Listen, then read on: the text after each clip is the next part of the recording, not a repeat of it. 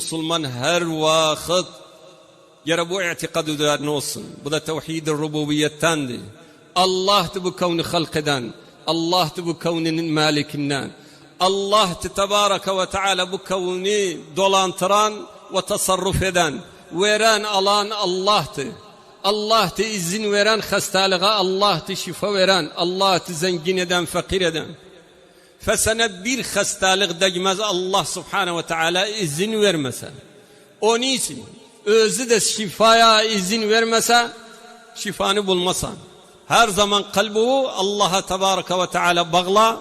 Bil Allah'ın izni olmasa sana bir şey değmez. Ve değdiyse de Allah'ın izni olmasa sen şifa bulmasan.